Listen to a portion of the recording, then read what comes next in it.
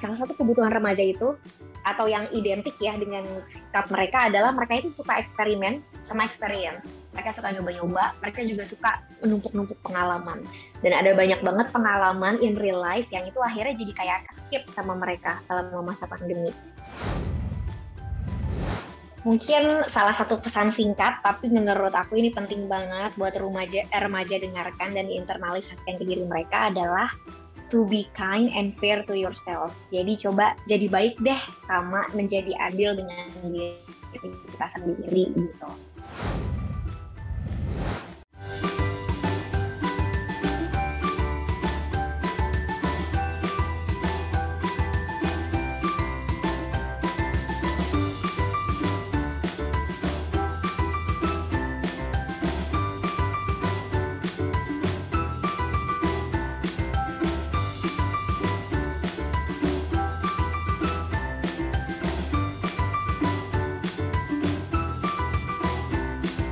Oke, Mbak Rini, kalau kita coba balik ke pandemi gitu dengan kondisi saat ini gitu, kita tahu bahwa ini tantangannya makin berat gitu ya kalau bagi remaja gitu. Udah nggak pandemi pun tadi kalau Mbak Rini bilang nggak pandemi pun masa krisis remaja itu adalah tantangan yang cukup berat gitu, apalagi sekarang di kondisi pandemi gitu. Nah, hal penting apa sih dari remaja ini yang hilang di saat pandemi gitu? Menurut Mbak Rini, apa hal penting dari kondisi remaja meskipun tadi sempat disinggung gitu, yang hilang di masa pandemi yang mungkin bisa kita usahakan atau kita bantu sebagai orang tua atau sebagai orang dewasa? Oke. Wah, pertanyaannya susah nih. Kayaknya aku harus coba membayangkan diri menjadi seorang remaja gitu ya. Remaja saat ini. Kan tadi katanya baru ini kan, baru pindah generasi. Harus remaja. Oke. Apa yang hilang? Kayaknya sih banyak banget ya pastinya ya Do ya. Kebayang nggak sih dulu kita kalau pas di masa remaja itu kan pengennya pulang sekolah aja tuh nongkrong gitu kan ya sama teman-teman. Kayaknya udah ketemu di kelas duduk bareng aja tuh masih nggak cukup gitu. Pengen setelah itu nongkrong-nongkrong, main ke mall gitu ya, atau main ke rumah teman dan sebagainya gitu, mengeksplor banyak hal. Karena salah satu kebutuhan remaja itu atau yang identik ya dengan sikap mereka adalah mereka itu suka eksperimen sama experience. Mereka suka nyoba-nyoba, mereka juga suka menumpuk-numpuk pengalaman. Dan ada banyak banget pengalaman in real life yang itu akhirnya jadi kayak skip sama mereka selama masa pandemi. Sementara pengalaman-pengalaman itu akhirnya dialihkannya ke dunia digital, yang banyak banget tuh yang tereduksi di dunia digital. Even kita kayak face to face kayak gini kan, banyak ya yang nggak muncul gitu dalam interaksi kita, entah itu adalah touching gitu ya, fisikal, kita berinteraksi secara fisik, terus juga ibaratnya kalau ketemu teman secara langsung kan kita bisa kayak refleks aja gitu kalau tiba-tiba ada yang mau diomongin. Sementara kalau lewat sosial media atau lewat dunia digital, kita harus chat dulu, janjian dulu yuk ketemu di mana, misalnya ketemu di Zoom meeting ntar malam kapan nyesuaiin jadwal gitu kan. Ada banyak banget yang tereduksi kalau pengalaman-pengalamannya harus dipindah ke media sosial gitu atau di dunia digital. Terus jadi tadi experience sama eksperimennya jadi kayak agak terbatasi gitu ya di sana, kebutuhan mereka untuk itu. Terus setelah itu yang kedua juga adalah remaja itu kan perlu ya mengalami atau membuat sebuah kesalahan-kesalahan gitu, kesalahan-kesalahan yang common, yang biasa gitu. Yang kesalahan itu munculnya kalau mereka berinteraksi, berdinamika sama peer group mereka, dan itu nggak terfasilitasi karena mereka di rumah, nggak ada teman-temannya gitu kan ya, untuk sesekali melakukan kesalahan dan introspeksi dari situ gitu. Sementara proses melakukan kesalahan dan melakukan introspeksi itu dibutuhkan gitu di fase remaja. Terus lagi juga kaitannya sama tadi ya, karena perkembangan emosi mereka termasuk di dalamnya adalah mereka mulai mengenal yang namanya cinta, mulai mengenal ketertarikan dengan lawan jenis dan sebagainya. Pasti banyak juga akhirnya yang terbatasi ya dengan adanya pandemi PKM. Terus future plan yang tadi kayak aku bilang ya sempat di awal tentang rencana-rencana masa depan, itu juga agak kesulitan di situ. Ditambah mereka ketambahan peran nih di rumah. Kan nggak biasa ya kita itu punya momen di mana 24 jam semua orang di rumah gitu dan melakukan segalanya di rumah. Di pandemi kan kayak gitu ya, kita benar-benar kayak 24 hours di rumah, nggak ada jeda sama sekali. Dan sementara pada pada momen ini tuh di fase remaja itu mereka butuh yang tadi safe bubble mereka sendiri yang terpisah dari keluarganya. Nah, tapi justru dengan adanya kewajiban mereka di rumah itu harus ada pembagian peran baru lagi gitu kan ya. Misalnya kayak, aduh mama sibuk nih, mama WFH, terus papa juga lagi WFH, adek nggak ada yang ngurusin, jadi kamu yang ngajarin adek ya. Yang seharusnya biasanya ya udah adek sama dia sama-sama belajar di sekolah, dia nggak punya tanggung jawab itu, terus tiba-tiba jadi kayak ada modifikasi peran di situ. Jadi si remaja jadi punya peran-peran tambahan yang mungkin mereka belum siap dengan itu kayak gitu. Jadi kayaknya itu ya beberapa hal yang akhirnya hilang ya dari remaja gitu. Atau mungkin nggak sepenuhnya hilang tapi agak berkurang gitu ya. Jadi kayak lumayan berkurang gitu. Nah, dengan hal itu Mbak Rini, apa yang bisa kita lakukan gitu sebagai orang dewasa, entah itu orang tua atau mungkin kakak ke adik gitu, atau ya orang dewasa secara umum terhadap kondisi remaja yang tadi Mbak Rini sampaikan, kita ada beberapa hal yang berkurang atau bahkan hilang dari remaja yang harusnya didapatkan selama pandemi. Oke, beberapa hal ya yang bisa kita bantu gitu lah ya ibaratnya ke remaja supaya mereka tetap bisa terkoneksi dengan kebutuhan-kebutuhan mereka yang mungkin berkurang atau hilang itu. Kalau terkait sama privacy, mungkin ya tadi kan mereka punya kebutuhan, mereka merasa independen, mereka merasa berdiri sendiri gitu ya di atas kaki mereka sendiri dan punya ruang safe mereka sendiri.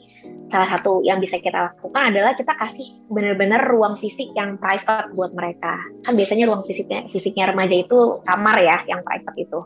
Ya udah, jadi kita kayak memahami bahwa mereka kadang ada butuh waktu untuk mereka di kamar aja, punya waktu untuk kalau misalnya kita kayak mau masuk ke tempat mereka, ke kamar mereka, jadi kita ngetok gitu ya, pakai izin sama mereka. Itu dalam hal kita berusaha untuk provide kebutuhan mereka untuk punya privacy dan sebagainya. Terus kalau kebutuhan mereka yang kaitannya sama tadi ya, experience dan eksperimen, karena nggak bisa dicapai, karena peer groupnya juga di rumahnya masing-masing, nggak bisa ketemu. Nah, kita yang bantu nih sebagai orang tua, sebagai kakak, sebagai adik gitu ya. Kita bisa bantu dengan kitanya yang ngajakin mereka, menstimulus mereka untuk melakukan hal-hal yang baru yang itu fun. Tidak ada tuntutan untuk mereka mampu gitu ya melakukannya, tapi ya cuman untuk dilakukan aja gitu aktivitasnya, apapun bersama dengan keluarga gitu misalkan. Tapi juga disepakati sama remajanya. Terus selain itu mungkin ini ya, kita perlu menyiapkan diri kita untuk sepenuhnya bisa mempraktikkan empathic listening ya. Jadi kita mendengarkan mereka secara berempati, kita ngejadiin diri kita itu siap untuk menggantikan teman-teman mereka misalnya curhat kalau mereka butuh itu. Terus selain itu mungkin kita juga perlu untuk kayak maintain rutin ya, sebuah rutinitas yang di dalamnya itu berkaitan dengan interaksi antara anggota keluarga gitu. Misalnya maintainnya itu dengan cara, pokoknya kalau makan malam harus bareng, misalkan gitu. Nanti sambil makan malam kita bercengkrama, ngobrol dan sebagainya gitu. Atau misalnya nonton bareng kalau misalnya lagi ada pertandingan bola atau apa. Tapi intinya ada satu rutinitas yang kita maintain, terus dijaga, semua anggota keluarga ikut terlibat, supaya mereka nggak kehilangan koneksinya gitu ya sama keluarga mereka, dan tetap juga bisa merasa fun gitu ya sama keluarganya, tidak terputus gitu koneksinya secara emosi dan sebagainya. Oh, sama satu lagi, karena screen time-nya kan optimal banget nih mereka pakai karena urusan kerja, urusan sekolah dan sebagainya. Kayaknya perlu deh remaja itu kita ajak untuk bisa menemukan sesuatu yang menyenangkan tapi di dunia nyata gitu. Karena kebiasaan screen time ini akhirnya kalau mereka boring, distraction-nya itu adalah dengan nonton YouTube gitu kan, atau main games online, atau chatting sama temen, atau stalkingin mantan atau apapun lah gitu. Nah, coba misalnya kita ajak, kalau misalnya lagi boring karena urusan di sosial media atau di dunia digital, coba yuk cari hal menyenangkannya atau distraksinya di dunia nyatanya gitu. Jadi kita ajakin pola itu.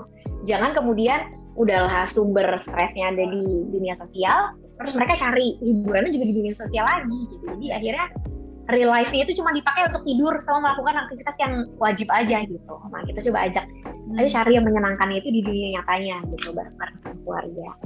Ini tuh ya, nggak tahu deh, mungkin aku jadi malah penasaran sama Mbak Nia, mungkin Mbak Nia juga punya experience pastinya kan, kayak gimana kemudian membantu providing apa yang mereka butuhkan yang itu terputus karena pandemi ini gitu. Mbak Nia ada cerita tambahan, Mbak? Ya mungkin nanti aku cerita dan mungkin nanti aku juga minta saran gitu ya. Jadi melanjutkan tadi yang breakdown keduanya anak saya itu, saya udah dapati dia feeling lonely gitu ya.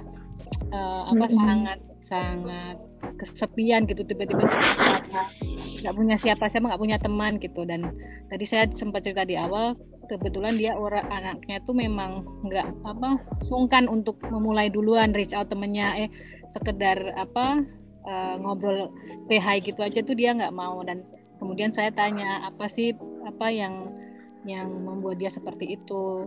Ternyata dia ya sepertinya gitu ya, saya tangkap dia takut tidak direspon gitu ya. Jadi itu kan daripada jadi menghindari gitu ya, menghindari itu aja daripada nanti dia reach out temennya terus dia nggak direspon. Lalu dari situ ya saya encourage dia untuk ya at least encourage dia untuk at least sekali-sekali kalau memang perlu teman ya nggak apa-apa deh gitu ya. Saya tunggu, ya udah deh kalau misalnya mungkin minggu depan kamu mulailah satu temanmu gitu ya, yang ya bicara soal tugas kelas dulu gitu misalnya, ringan-ringan gitu. Terus sebenarnya dia punya satu teman baik gitu ya, nah itu ternyata udah lama juga dia nggak kontak sama dia, saya juga nggak tahu kenapa gitu. Terus saya tunggu, saya tanya 2 hari berikutnya, belum, tapi kemudian minggu depannya dia cerita kalau sudah kontak teman baiknya yang udah lama, kayaknya sebulan gitu dia nggak kontak sama sekali gitu. Mungkin karena tugas sekolahnya juga lagi penuh gitu ya, jadi dia juga nggak sempat juga gitu. Setelah itu temennya dengan baik hati memasukkan dia ke sebuah grup. Dulu dia juga anggota grup itu, tapi kemudian dia pergi karena kayaknya sudah nggak cocok gitu ya, maksudnya udah interestnya beda. Tapi kemudian dia dimasukin lagi sama temannya itu, dan setelah itu dia kelihatan lebih semangat gitu ya. Cerita-cerita lagi, ngobrol ini ngobrol itu, walaupun ketika dia udah nggak interestnya nggak sama, dia kemudian juga cerita nggak ini lagi ya. Saya bilang itu kan biasa deh, kalau kamu memang lagi nggak interest, topiknya nggak sama dengan yang lain, nggak harus ikutan terus gitu, pas ini ikutan aja. Dan dia kayaknya udah mulai semangat lagi setelah itu saya lihat. Dan si teman baiknya itu sekarang juga main lagi ke rumah gitu, mungkin karena kondisinya sudah lebih aman ya, sekarang sudah pada divaksin gitu. Jadi mungkin itu pressure-nya memang benar-benar karena PPKM kedua kemarin yang lama itu kan sebulan lebih gitu ya, itu kan kayak nggak boleh kemana-mana gitu. Jadi itu kayaknya breakdown dia yang soal interaksi itu.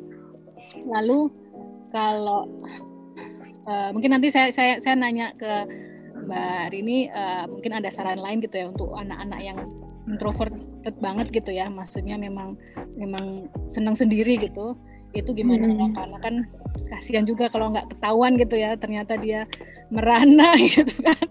Kalau misalnya orang tuanya nggak aware, kebetulan karena saya cuma satu ya, saya gangguin dia terus gitu, jadi tahu dianya yang sebel sama orang tuanya, gangguin terus. Nah lalu mungkin kalau yang contoh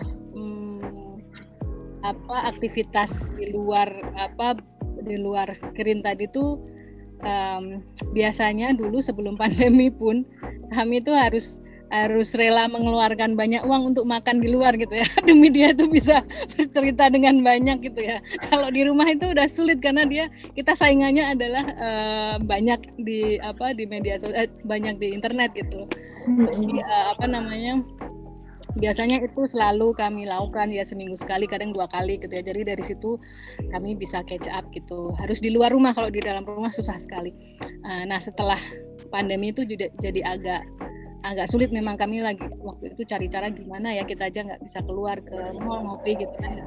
Tapi ya at least dia paling tidak kita bawa jalan-jalan gitu, walaupun nggak ini tapi muter lah gitu keluar. Itu pun kadang agak semi dipaksa, karena mungkin karena ya itu tadi ya, sering rebahan gitu kan dengan online gitu tuh, jadi diajak itu susah banget.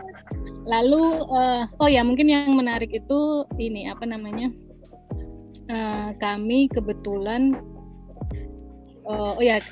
jadi kami kenalkan ke teman yang punya toko musik gitu ya, toko piringan hitam gitu ya. Lalu kami tanya dia mau nggak intern di sini, internship di toko musik ini, terus ngerjain ini media sosialnya, bikin promo visual gitu ya, video atau poster gitu. Terus dia mau karena sebelumnya dia memang bantuin bapaknya ngerjain itu di rumah gitu. Nah kami sih mikirnya biar dia punya interaksi yang lain gitu ya. Itu kan paling tidak dia ada jadi tokonya tuh ada kafenya juga gitu, paling tidak dia punya supervisor, jadi ada yang bisa diajak bicara gitu ya. Punya supervisor, lalu punya teman-teman yang juga kerja di situ gitu. Walaupun dia pendiam tapi pastilah ada yang menyapa dia gitu ya, atau dia bisa lihat orang lain ngapain gitu, nyari-nyari musik, dan dia mungkin bisa ngobrol dengan mereka gitu. Itu niat kami gitu, dan dia mau, dan hampir setahun sih sekarang, jadi itu cukup membuatnya punya bayangan dunia lain gitu ya, dan itu jadi dia pengalaman kerja gitu ya, walaupun internnya itu cuma paling dia 2 jam 3 jam gitu, seminggu tuh 3 kali gitu.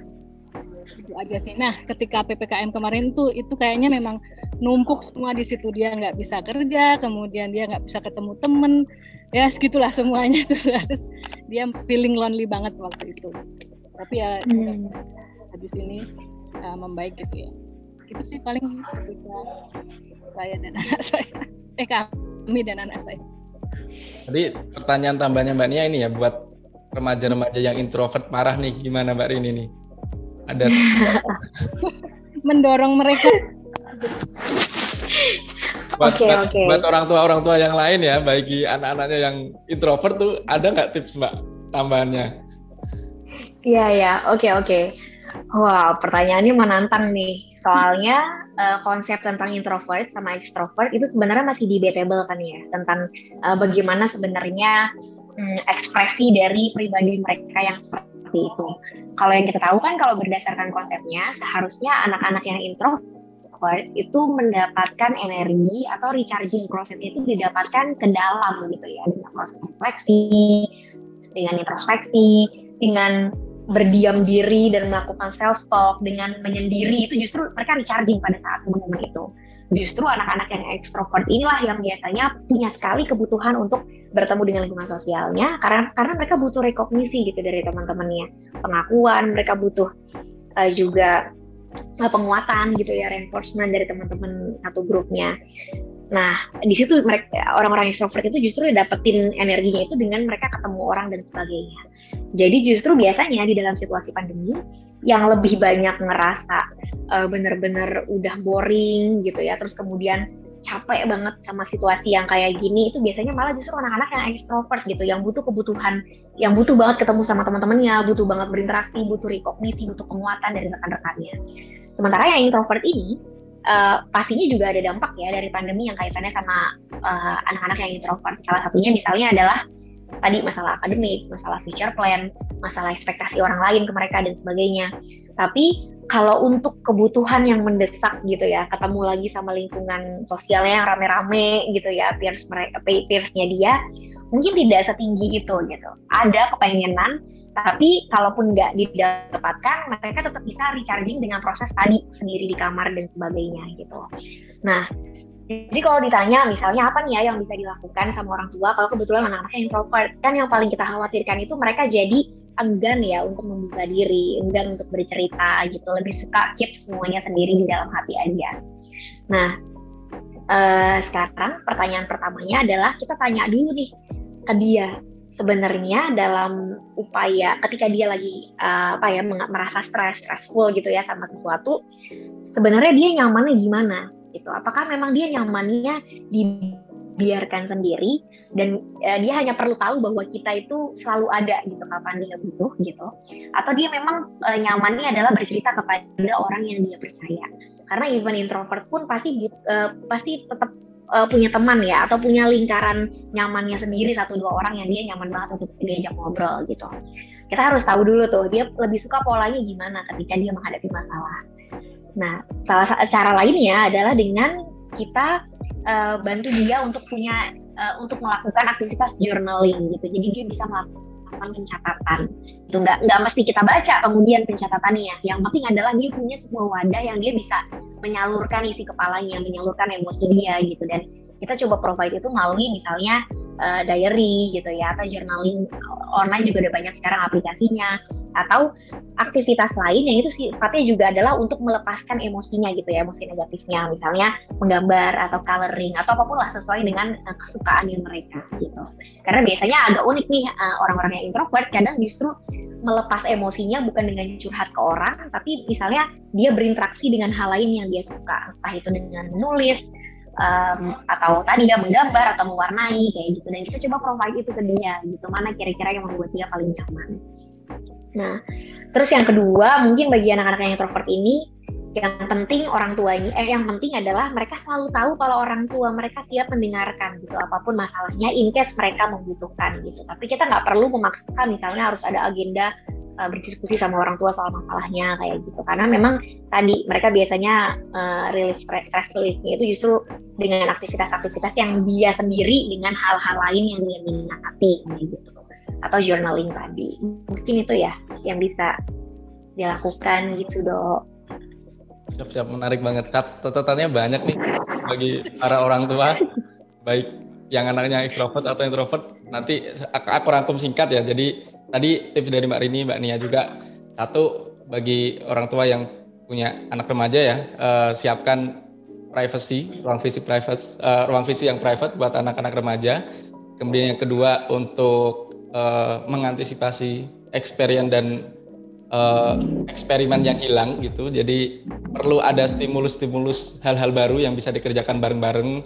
Kemudian juga siapkan untuk menjadi active listening, siapkan untuk benar-benar siap mendengarkan anak-anak gitu. Kemudian tadi juga ada tipsnya maintenance rutinitas tertentu bersama keluarga gitu, aktivitas bersama di rumah, baik makan bareng atau mungkin tadi Mbak Nia keluar bareng, makan di luar, atau mungkin sekedar jalan-jalan aja gitu, jalan-jalan bersama keluar. Kemudian juga ada tadi Mbak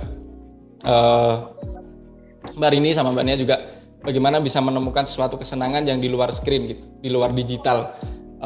Itu kalau aku sama adikku tuh sekarang, kalau kemarin pulang kampung gitu sama adikku, kami masak bareng.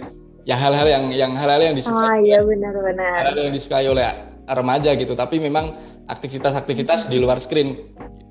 Kemudian untuk tadi Mbak Nia juga sempat sharing mengenalkan ke orang lain yang punya interest yang sama gitu. Kalau tadi kasusnya Mbak Nia mengenalkan dengan orang temennya yang memang punya interest di hobinya Ami, ya, hobinya anaknya Mbak Nia gitu, itu juga bisa dilakukan oleh orang tua. Kemudian bagi teman-teman, bagi orang tua yang anaknya introvert, mungkin orang tua bisa tanya dulu sebenarnya kebutuhannya mereka apa, dia mau mendengarkan, dia butuh orang untuk diajak ngobrol atau memang sendiri gitu. Kemudian juga harus ada wadah untuk menyalurkan emosi atau isi kepalanya ya. Kita sebagai orang tua atau sebagai orang dewasa menyiapkan wadah itu ya Mbak Rini ya, bisa melalui tulisan, bisa melalui gambar, bisa melalui apapun lah gitu. Dan yang paling penting adalah kita harus memastikan bahwa anak itu sadar bahwa orang tua itu selalu ada gitu ketika dibutuhkan oleh remaja. Gitu. Terima kasih Mbak Rini, Mbak Nia untuk tipsnya. Nah, ini mungkin terakhir dariku. Kalau Mbak Nia mungkin kalau nanti mau nambahkan boleh. Kalau bagi remajanya sendiri gimana Mbak Rini? Kalau tadi kan dari sisi orang tua ya atau orang dewasa gitu. Kalau bagi remaja dengan menghadapi kondisi pandemi yang seperti ini, apa saran dari Mbak Rini yang bisa dilakukan oleh remaja atau yang bisa orang tua sampaikan kepada remaja gitu, kepada anaknya yang saat ini remaja? Ada nggak Mbak? Atau Mbak Nia nanti juga boleh nambahin. Mungkin salah satu pesan singkat, tapi menurut aku ini penting banget buat remaja dengarkan dan diinternalisasikan ke diri mereka adalah to be kind and fair to yourself. Jadi coba jadi baik deh, sama menjadi adil dengan diri kita sendiri gitu. Kadang remaja juga secara tidak langsung kayak nge-push dirinya sendiri untuk segera tahu siapa dia, segera tahu maunya apa, masa depannya gimana, nge-push diri dia untuk segala hal yang memang mungkin society kita sebenarnya yang mengkondisikan mereka untuk melakukan itu ya. Nah, aku mau kayak anak remaja itu menjadi lebih baik sama diri mereka sendiri gitu. It's okay, nggak apa-apa, ini emang prosesnya, ini memang krisis yang harus dilewati. Nggak apa-apa kalau misalnya belum ketemu jawabannya, kayak masih ada banyak juga 100 people di luar sana yang juga punya masalah yang sama gitu, belum menemukan siapa diri mereka. Nggak apa-apa, kita punya timeline sendiri, jadi fokus aja sama timeline kita. Kalau memang kebetulan timelinenya saat ini memang sedang fokus di pencarian, belum ada jawaban, nggak apa-apa, keep searching gitu ya, dan coba fair sama diri kita sendiri. Fair itu dalam artian jangan cuma fokus ke apa-apa aja yang belum saya capai nih di tugas perkembangan saya, tapi juga apa-apa yang berhasil saya lewati, kegagalan apa aja yang berhasil saya menangi, atau at least saya bisa bertahan meskipun belum keluar dari masalah itu gitu. Jadi kita menjadi fair sama diri sendiri. Terus yang kedua, aku juga mengajak para remaja untuk lebih mindful. Ini sesuatu yang mungkin jadi asing gitu ya buat banyak orang, karena kita udah biasa dengan autopilot mode ya. Kita biasa pakai mode autopilot. Bangun tidur udah langsung ngecek handphone gitu kan ya, terus langsung rebahan, scrolling sosmed dan sebagainya. Itu kan kayak refleks terjadi setiap harinya. It means dari pas buka mata aja tuh kita udah pakai autopilot langsung yang kita pencet gitu modenya. Coba di mindfulnya tuh di hal-hal sederhana kayak bangun tidur, udah jangan main handphone dulu, kayak sadari dulu kalau saya bangun lagi nih dari tidur gitu kan ya, masih hidup gitu, terus masih nafas gitu, terus dinikmati misalnya badannya lagi pegel terus mau direnggangkan gitu ya otot-ototnya, terus misalnya doing some exercises di pagi hari, entah lari, entah apa sih, cuman mungkin yoga gitu ya, doing yoga, atau cuman relaksasi gitu, tapi mengambil momen-momen kecil di dalam keseharian yang itu bisa kita coba practicing mindfulness itu gitu. Coba being mindful menjadi diri kita, termasuk di dalamnya adalah tadi kita tahu kapan ini nggak urgent kok untuk buka sosmed gitu kan, ini nggak urgent untuk pegang handphone gitu. Jadi coba menjadi here and now dengan hidup kita saat itu. Terus selain itu mungkin sama ya, rutin, tapi maintain rutin. Cuma bedanya kalau sama keluarga tadi kita cuma butuh satu momen, entah itu 2 hari sekali atau seminggu sekali. Tapi kalau ini maintain rutin yang kita tuh lakukan setiap hari sebagai teenagers, kita mungkin bikin schedule gitu kan ya, apa aja yang wajib saya lakukan hari ini. Kemudian jangan lupa di dalamnya termasuk aktivitas self care, yang itu untuk diri kita sendiri gitu ya, bukan untuk orang lain, bukan untuk guru kita, bukan buat orang tua kita, tapi untuk diri kita sendiri gitu. Self care-nya apapun itu dijadikan rutinitas. Jadi pas bangun kita tahu persis nih apa yang mau dilakukan sampai nanti mau tidur nanti tuh yang wajib dilakukan apa aja gitu. Jadi kita jadi kayak punya reason gitu ya, tahu persis, punya kompas lah ibaratnya sehari itu mau ngapain. Itu mungkin bisa bantu untuk mengurangi kebosanan atau emptiness atau loneliness yang kita rasakan di fase remaja di tengah pandemi ini gitu kali ya. Mbak Nia mau nambahin Mbak tips buat remaja? Kalau tips buat remaja aku nggak berani. Aku malah kayaknya tipsnya dari Mbak Rini tadi sudah lengkap semua, terutama bagian terakhir yang soal screen tadi ya. Mudah-mudahan aku dengar dia mau melakukannya. Itu sudah. Amin, mudah-mudahan ya. Autopilot, mudah-mudahan kalau yang ngomong bukan orang tuanya itu mungkin dia bisa dengar. Kalau orang tuanya kan udah sering banget gitu ya ngomongin bahwa kalau bangun tidur tuh apa dulu gitu, nggak langsung gitu megang di sampingnya atau di atasnya gitu, jernih banget gitu. Mungkin lebih ke mungkin kalau untuk remajanya menguatkan aja kali ya dari Mbak Rini soal don't be too hard on yourself sih kayaknya.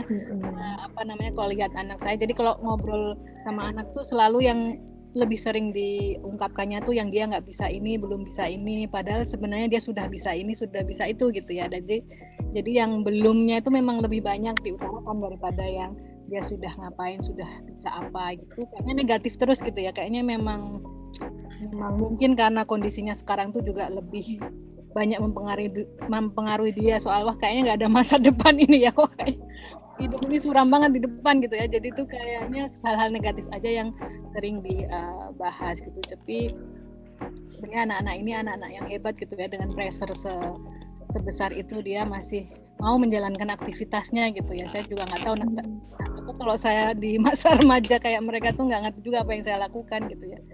itu sih. Dan mungkin kalau buat fellow parents gitu ya ini sih kalau soal konsisten tadi itu serius dan ini ya komunikasi dengan anak, dan itu harus dilakukan bersama dengan pasangan juga, jadi sama-sama bapak dan ibunya juga harus komunikasinya konsisten gitu, jangan-jangan yang satu approach-nya benar gitu tapi yang satunya lagi mungkin lupa atau terus dia bikin pressure lagi gitu, dan itu semakin bikin bingung, dan itu mungkin salah satu ruang buat orang tua untuk selalu bisa memperbaiki sih, sabar dengan harapan-harapan kita gitu ya. Pasti kita juga punya banyak harapan ke anak, tapi banyak hal yang memang harus kita sabar menghadapinya, yang maksudnya bisa tercapai begitu aja. Dulu kita juga jadi ingat dulu kan kita juga berproses gitu. Kadang kalau udah tua tuh kan pinginnya dulu aja saya bisa gitu, kamu kok nggak bisa, kayak comparing itu tuh kayaknya itu yang jangan dibanding-bandingkan gitu.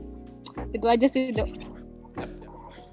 Oke, terima kasih Mbak Nia, Mbak Rini. Mbak Nia, ada pertanyaan terakhir buat Mbak Rini? Udah sih, udah banyak banget catatan saya, sudah banyak. Terima kasih banyak Mbak Rini untuk masukannya juga tadi yang spesifik soal introvert tadi ya. Iya, makasih juga Mbak, makasih banyak banget Mbak Nia udah sharing ke kita, itu ilmu yang jauh lebih berharga ya, karena pengalaman langsung. Iya, kalau terakhir sih saya sudah mulai dengar anak saya main musik sendiri gitu ya. Jadi mungkin itu sign gitu, dia udah mulai pegang, jadi mungkin suasana hatinya juga udah baik gitu, udah main-main sendiri, nggak kita suruh atau nggak kita ingatkan. Mudah-mudahan kondisi juga lebih baik ya. Oke, terima kasih Mbak Nia, terima kasih Mbak Rini. Ini banyak banget insight-nya. Jadi aku nggak akan menyimpulkan insight apa aja yang kita diskusiin. Silahkan nanti pendengar dan penonton bisa mengambil pelajaran-pelajaran dari obrolan kita pada hari ini. Terima kasih buat Mbak Rini dan Mbak Nia. Nanti kita mungkin bisa berjumpa lagi di episode-episode lainnya di podcast YXZ. Terima kasih semuanya. Terima kasih.